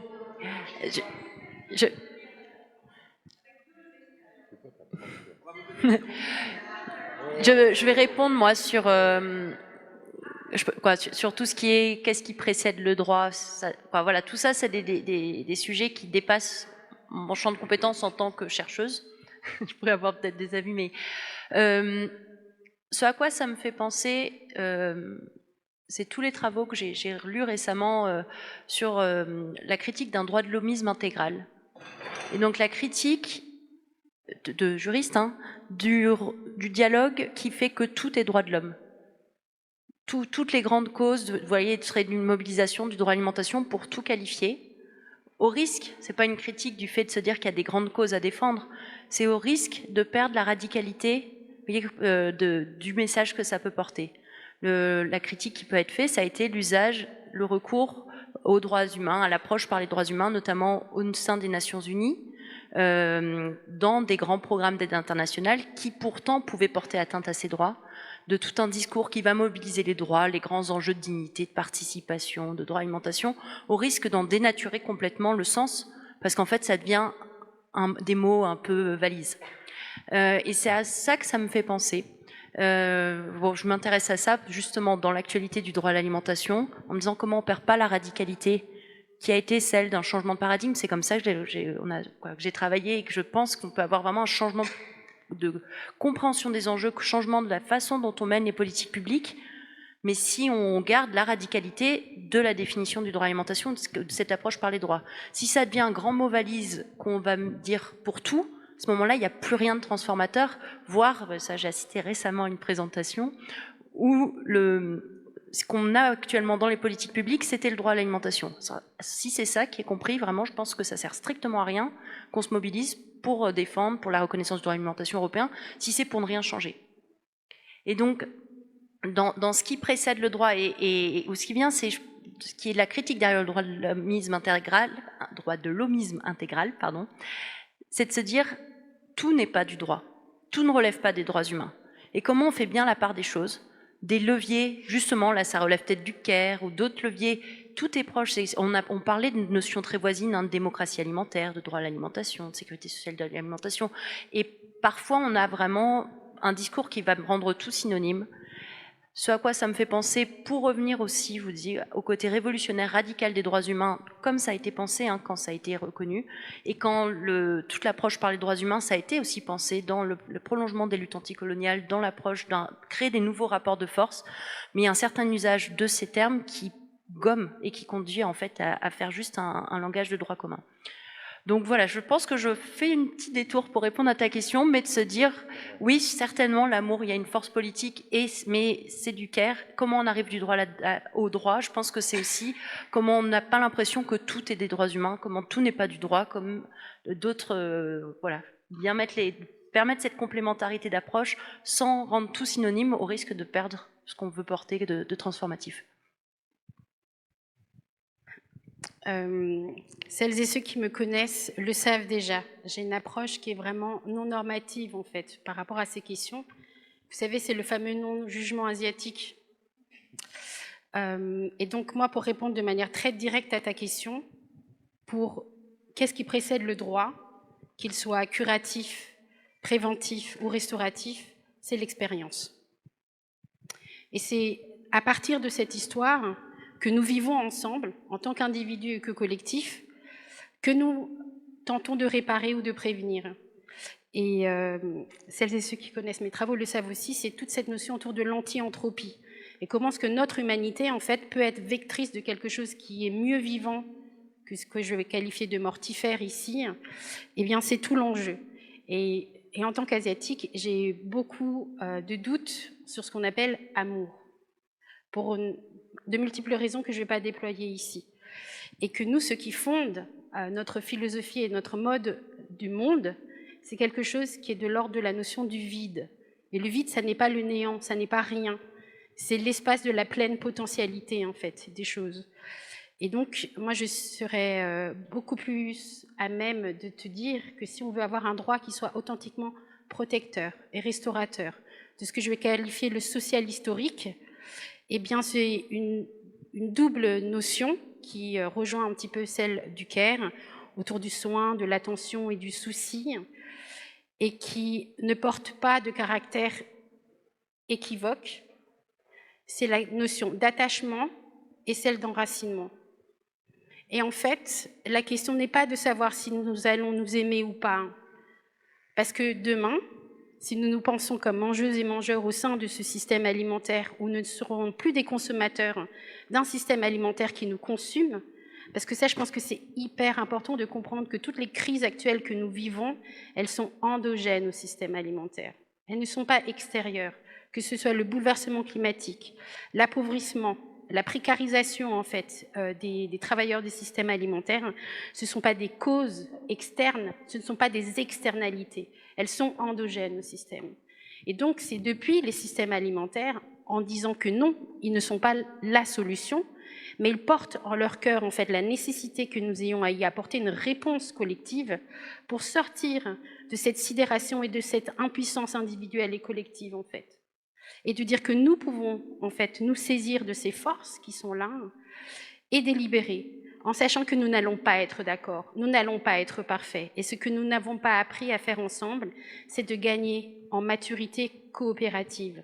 Et cette maturité coopérative, elle va nous apprendre à faire quelque chose d'hyper important. Nous allons enfin tirer avantage et bénéfice à échouer ensemble. Échouer non pas au sens de l'échec, mais au sens de la navigation, entre l'endroit où nous avons prévu d'aller et l'endroit où nous accostons, où nous arrimons de manière systématique, il y a un écart. Et si on est dans une approche physicaliste du monde, où il n'y aurait que des objets, eh bien cet écart, c'est une anomalie, c'est une erreur. Non, dans le vivant, cet écart, c'est la vie elle-même, c'est la bifurcation, c'est la biodiversité, c'est la pleine expression en fait de la puissance de vie. Apprenons à échouer ensemble, apprenons à naviguer à partir de cet échouage. Et là, peut-être que nous aurons la possibilité d'incarner quelque chose qui est une notion aussi très très asiatique, mais qui pour moi existait déjà dans les pensées de la Grèce antique, c'est la notion de satiété. Et en Asie, on ne mange jamais à satiété. Parce que nous savons que dès que nous sommes à satiété, nos sens sont endormis, nous sommes moins alertes, nous sommes moins vigilants, nous ne sommes plus en capacité de porter du soin, de l'attention et du souci par rapport à ce qui va advenir. Et donc, peut-être que c'est de cela dont il s'agit.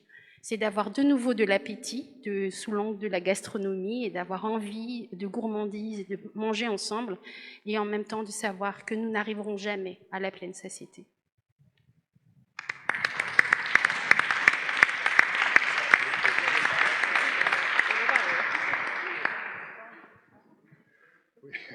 Bonjour, moi je m'appelle Franck, je viens du Havre et j'écoute avec beaucoup d'intérêt tout ce qui se dit sur l'alimentation. Il me manque quelque chose, c'est ce que le corps fait de ce que nous mangeons. Et depuis ce matin, je n'entends pas ça, c'est-à-dire que j'ai expérimenté sur moi de l'alimentation, d'enlever du sucre, de faire des jeûnes, etc., etc. Et en fait, je me pose la question, globalement, quand on veut mettre en place une sécurité sociale de l'alimentation ou n'importe quelle autre, d'ailleurs ça peut être une ordonnance verte ou quelque chose comme ça, comment on arrive au-delà de donner les moyens à certaines personnes de manger raisonnablement ou bio ou etc. ou en circuit court, comment on explique aux gens l'effet que par exemple, pour le sucre c'est précis, mais sur les autres, sur les phtalates, sur d'autres choses, comment on peut expliquer en même temps aux gens, sans faire de pédagogie, mais leur dire, tiens, peut-être que si tu faisais telle nourriture avec telle nourriture, comment on fait les protéines avec les glucides, etc., etc. Enfin, comment on dépasse aussi ça et comment on réapprend aux gens ce qui s'est passé sur certaines villes. Hein, je pense à Détroit, par exemple, où tout d'un coup, il y avait des tas de jardins possibles, puisqu'il y avait absolument... c'était le désert mécanique, hein, on va dire. Et là, ils ont réappris à manger des légumes, ils ont réappris à manger des fruits, etc. Et c'est ça, moi, qui me questionne en ce moment, au-delà de tout ce qu'on se dit et que je trouve tout à fait correct et cohérent, mais comment on apprend aux gens à se nourrir. Et puis l'autre chose, c'est est-ce que l'ordonnance verte est quelque chose qui...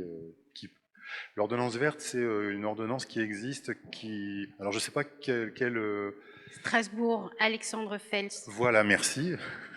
Et en fait, elle permet de nourrir une femme et son enfant pendant une période donnée, puisqu'a priori, l'enfant se forme avec la nourriture et avec les aliments qu'il mange pendant, alors là c'est 1 an à Strasbourg, mais normalement c'est 1000 jours. 1000 jours à partir de la naissance. Voilà, c'est ma question. Je pense que pour l'ordonnance verte, je pourrais en dire un mot, mais Marie, je te propose de répondre à la première question autour de comment est-ce enfin, tout l'accompagnement. Je crois que dans beaucoup de nos projets, on essaye de lutter contre l'idée qu'il faudrait apprendre aux gens à faire d'une certaine façon, comme s'il y avait une seule bonne façon de faire. En réalité, et ça, nous, on l'a vu par exemple dans le travail de recherche qu'on a pu mener à l'échelle de Montpellier, notamment sur le volet étude du changement des pratiques alimentaires. En réalité, beaucoup de gens, enfin quasiment la totalité des personnes qu'on a pu rencontrer sont très bien conscients de ce que c'est qu'une alimentation qui est bonne pour la santé, du fait qu'il faille avoir un régime alimentaire diversifié, qu'il faille limiter certains types d'aliments. Et c'est vrai que le frein économique, quand même bien souvent, il revient comme justification de la contrainte finalement à répondre à cette norme de l'alimentation dite saine et durable. En fait, ça met les gens dans une injonction paradoxale extrêmement difficile à vivre, de dire voilà comment il faut manger et en même temps d'en absolument pas les moyens, notamment quand on est face à des mères de famille qui ont un rôle nourricier auquel elles ne peuvent pas répondre. Enfin, c'est aussi d'une grande violence.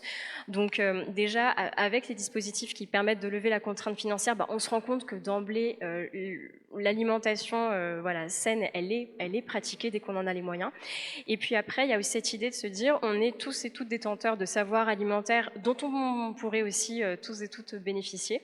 Et c'est vrai qu'en complément de certains projets comme ceux de SSA, il y a des initiatives extrêmement intéressantes de cuisine populaire, cantines partagées, dans lesquelles on amène par exemple des gens d'horizons un peu différents à cuisiner ensemble, et en fait sans aucun cadre normatif sur comment est-ce qu'il faudrait faire, on se rend compte que l'échange de bonnes pratiques peut se faire et vient en fait infuser aussi en douceur dans l'évolution des pratiques.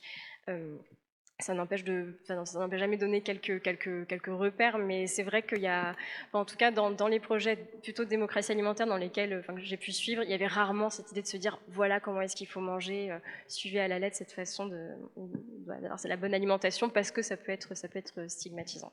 Et qu'en fait les gens savent beaucoup de choses et savent faire beaucoup de choses aussi, et que ça c'est une richesse collective à mobiliser. Peut-être pour compléter rapidement, tout ce qui est autour, en tout cas ce que j'avais lu dans la sociologie de l'alimentation, c'est pas ma discipline, mais j'en ai beaucoup lu, et c'est aussi le rôle des cultures alimentaires.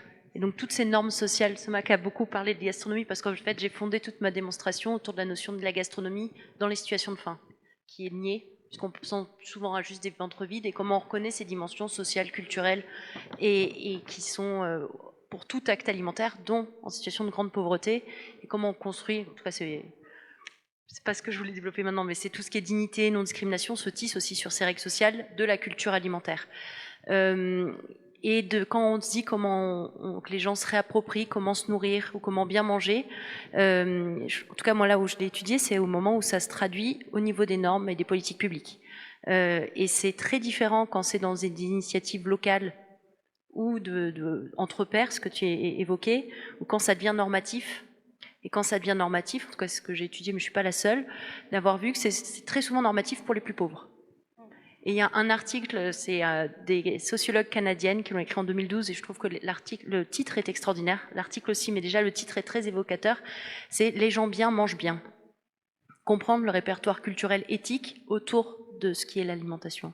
Et en fait, quand on définit un bien manger, de ce qui serait une bonne alimentation, tout au long de l'histoire de l'alimentation, on le fait en montrant ce qui serait un mal manger, ce qui aurait des mauvaises habitudes alimentaires, et ça se retrouve tout au long de l'histoire de l'alimentation que c'est les plus pauvres.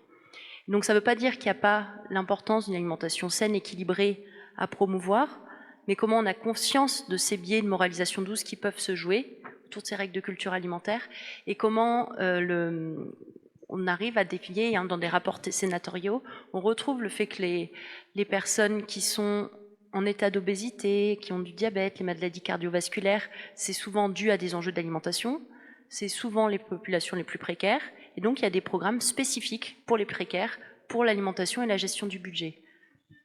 Mais dans ce qu'on retrouve, ça ne veut pas dire que c'est les seules personnes qui sont comme ça, c'est ce qu'on retrouve dans les textes pour orienter. Vous voyez, en fait, c'est là où on se dit, il y a un enjeu de non-discrimination, comment on a en compte ces risques, c'est vraiment ces biais, où on crée de la discrimination, où on a des politiques qui ne vont pas dans le sens de la concrétisation de l'approche pour les droits. Donc ça ne veut pas dire qu'il n'y a pas un enjeu fort autour des enjeux alimentaires et qui se joue autour d'une culture alimentaire, mais c'est comment on prend en compte ces biais, et c'est la notion d'environnement alimentaire à ce moment-là qui est souvent mis en avant, de sortir du fait de se dire c'est l'individu, par son comportement alimentaire individuel, qui va avoir les bons gestes, le consommateur, qui va faire les bons gestes pour sa alimentation, mais prendre en compte que toute personne n'est rationnelle. Tout le monde se nourrit dans un environnement, dans ces cultures alimentaires, dans ce qui nous entoure, dans un marketing qui nous entoure, et comment on agit, encore une fois je parle au niveau du droit et des politiques publiques, sur cet environnement, plutôt que la diffusion, ça c'est pas moi qui le dis, c'est même le Haut Conseil de santé publique qui a adressé l'échec de tous nos messages, manger 5 fruits et légumes par jour, tout ce qu'on connaît, pour guider les comportements alimentaires, en se disant si on cible le comportement de l'individu sans agir sur ce qui lui permet, c'est ce que disait Marie, en fait, on exacerbe les inégalités sociales, on crée de la culpabilisation et on n'agit pas sur les causes. Donc là, encore une fois, je me situe droit politique publique beaucoup plus que ce qui se joue au niveau de la transmission d'une culture alimentaire, mais quand ça se traduit au niveau des normes, ça peut devenir en fait des vecteurs d'inégalité. Merci beaucoup. Juste pour un rappel, il reste encore un petit quart d'heure de questions-réponses. Donc, je vais juste répondre rapidement sur l'ordonnance verte. Oui, mais c'est juste pour préparer tout le monde. Voilà, préparez bien vos questions.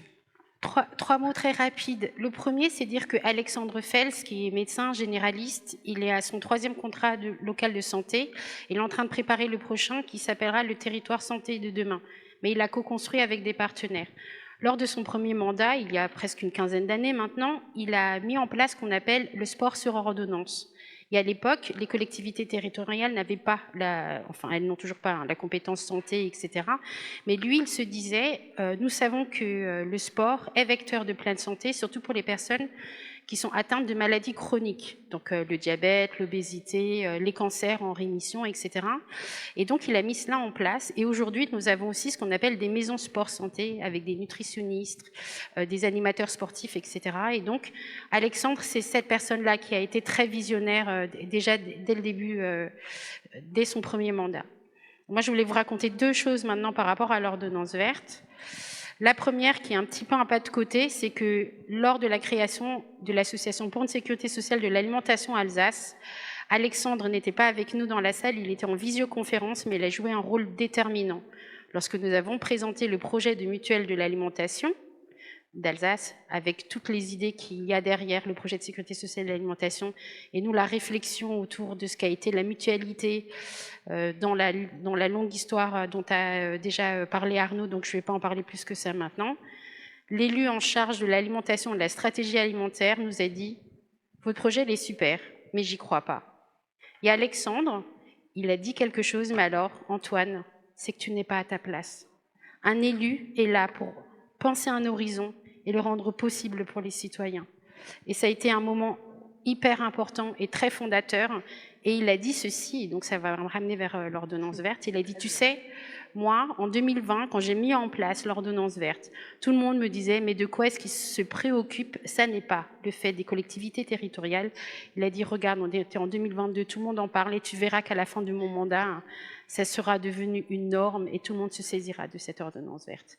Donc j'en arrive à cette ordonnance verte. Là où c'est très intéressant, c'est qu'ils savent qu'au moment de la grossesse, les parturientes, donc les mamans qui attendent des enfants, elles ont un rôle clé, parce que ce qu'on appelle les 1000 premiers jours, c'est pas de 0 à 3 ans, c'est depuis la naissance, depuis la conception, avant la naissance, jusqu'aux 2 ans de l'enfant. Et nous savons que pendant la grossesse, la manière dont vont s'alimenter les mères, eh bien, a un impact direct sur la santé, le développement psychomoteur, neuromoteur et neurodéveloppemental, en fait, toutes les connexions neuronales, etc. Je ne vais pas rentrer dans les détails. Et il s'est dit, il y a un double enjeu, c'est à la fois leur permettre d'accéder à cette alimentation, parce que sinon, en fait, on accentue les inégalités, mais surtout, comment est-ce qu'on accompagne tout cela d'ateliers, de connaissances de cause, de qu'est-ce que sont les perturbateurs endocriniens, etc. Et maintenant, ça fait presque 4 ans et demi qu'ils ont mis cela en place. On a des résultats qui sont juste formidables par rapport à ces enjeux. Et il y a aussi toute une approche sociale et sociologique, en fait, pour comprendre qu'est-ce qu'on crée en termes de dynamique, parce que dans ces ateliers, il y a des mamans d'origine sociale très très modeste et des mamans qui n'ont absolument aucun enjeu financier. Et par contre, il y a une solidarité entre mères, il y a une compréhension que la santé des uns et des autres, en fait, c'est quelque chose qui va répondre aux besoins de leurs enfants. Et c'est ce que un peu posait la question de Bénédicte. Comment est-ce qu'on crée en fait ces conditions d'enracinement et d'attachement? Eh bien, l'ordonnance verte, elle peut en faire partie. Oui, bonjour, Sylvie Maillard des JNE. Alors voilà, moi je reviens à ce qu'a dit Arnaud sur Creil, avec 2 exemples, 2 expérimentations qui vont m'amener à une question sur un lien avec la SSA. Dans la ville de Fortaleza, au Brésil, il y a un bidonville dans lequel ils se sont aperçus que le peu d'argent que les gens avaient, ils allaient le dépenser ailleurs que dans le bidonville. Et à partir de là, ils ont créé une monnaie locale qui était évidemment à dépenser dans la ville, dans le bidonville. Et au bout de quelques années, ils se sont aperçus qu'il y avait eu un rapatriement des activités, il y a eu des créations d'emplois, ça a été fantastique.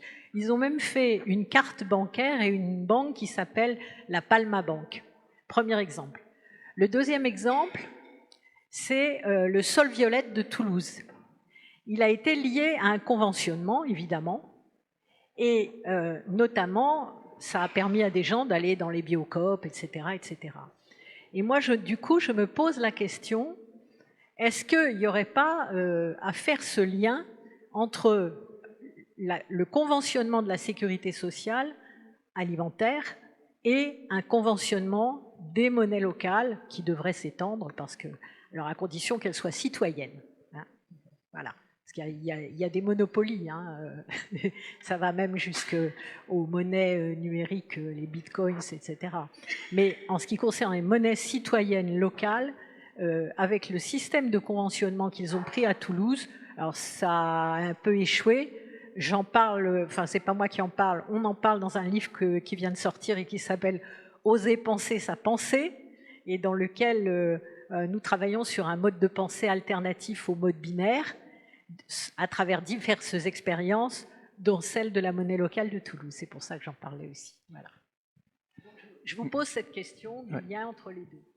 Merci Sylvie. Je pense que en fait le lien il apparaît, surtout que tu l'as très bien expliqué. Le lien il est évident hein, et qu'effectivement dès lors qu'on raisonne à l'échelle territoriale, à l'échelle locale, on voit très bien qu'en tout cas il y a une approche, alors j'ose pas le mot mais philosophique, commune entre les monnaies locales et les projets d'expérimentation de type sécurité sociale de l'alimentation, puisqu'on est effectivement dans l'idée de pouvoir, par l'usage monétaire, créer un lien social qui va nous permettre d'orienter notre consommation, en l'occurrence la consommation alimentaire, vers des biens vers lesquels on souhaite orienter les consommateurs, donc favoriser, encore une fois, la consommation alimentaire locale, responsable, et donc permettre d'orienter cette consommation vers du mieux-disant. Et donc il est effectivement important qu'on puisse être l'opérateur au service de ces projets. Encore une fois, je reprends ce que je disais en introduction pour pas qu'il y ait d'incompréhension. On a, nous, absolument aucune ambition universaliste.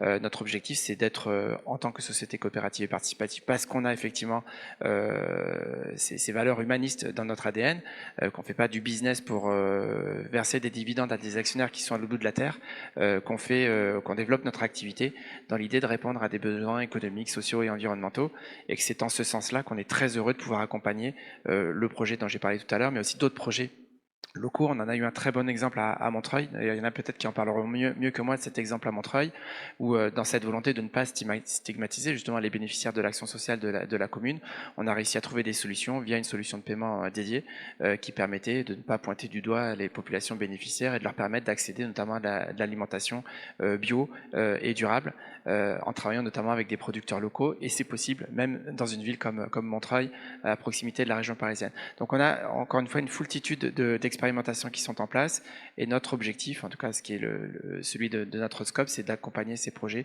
partout où on peut le faire, et d'essayer de faire en sorte à ce que ces expérimentations puissent rencontrer le succès, pour qu'on puisse ensuite en tirer le bénéfice et travailler ensemble à une potentielle généralisation. 3 choses très rapides sur la monnaie locale complémentaire. Ce qui est intéressant, c'est déjà la gouvernance, c'est-à-dire on choisit ensemble où est-ce que va être dépensé cet argent. La deuxième chose, c'est que la monnaie, c'est un agent de confiance, c'est son caractère fiduciaire en fait. Et donc elle est reconnue par toutes les parties dans la manière dont elle circule et elle reste sur le territoire. Parce que je vois Yves et Jean, en fait, Rémi, qui sont tous les deux d'Alter Capitae, cette association qui prône une décroissance prospère. Ils ont toute une réflexion en fait sur ces caisses de redirection écologique. Vraiment, je vous invite à voir leurs travaux, parce que le projet de sécurité sociale de l'alimentation s'insère aussi dans cet aspect-là. Et en tout cas, on le voit bien, et c'est là-dessus que je vais terminer sur ces enjeux de monnaie locale complémentaire, c'est comment est-ce qu'elles viennent redynamiser en fait la capacité entrepreneuriale en fait sur ces territoires.